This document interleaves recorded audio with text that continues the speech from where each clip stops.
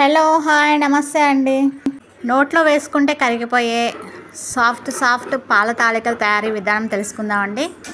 ఒక కప్పు బియ్య పిండి తీసుకోవాలండి. తడిపిండి అయినా పర్వాలేదు, పొడి పిండి అయినా పర్వాలేదు. బెల్లం కరగబెట్టిన వాటర్ పోసి బాగా కలుపుకోవాలండి. చపాతీ ముద్దలాగా కలుపుకొని పక్కన పెట్టుకోవాలి. పాలు 1/2 లీటర్ తీసుకొని స్టవ్ మీద పెట్టి బాగా మరిగించాయండి. మరిగించిన మిశ్రమంలో చక్రాల గిద్దలో మనం ముందుగా కలుపుకొని పెట్టుకున్న మిశ్రమాన్ని వేసుకొని ఈ మరిగిపోతున్న పాలల్లో చక్రాల్లాగా వేసుకోవాలండి. ఈ విధంగా తయారైద్ది. చక్రాలు ఒత్తే దాంతో వేయడం వల్ల అవి బారుగా ఉంటాయి అని ఏం లేదు. గట్తో తిప్పంగానే అవి ముక్కలైపోతాయి. 10 to 15 మినిట్స్ బాగా ఉడకపెట్టాలండి. స్పూన్తో తీసి ఉడికిందో లేదో చూసుకోవాలి.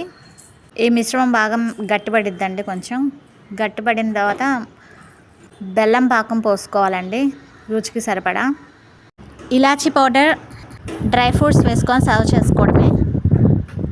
మన పాల తాలికల మిశ్రమం తయారైనదండి. Thanks for watching. Please like, share, subscribe my channel.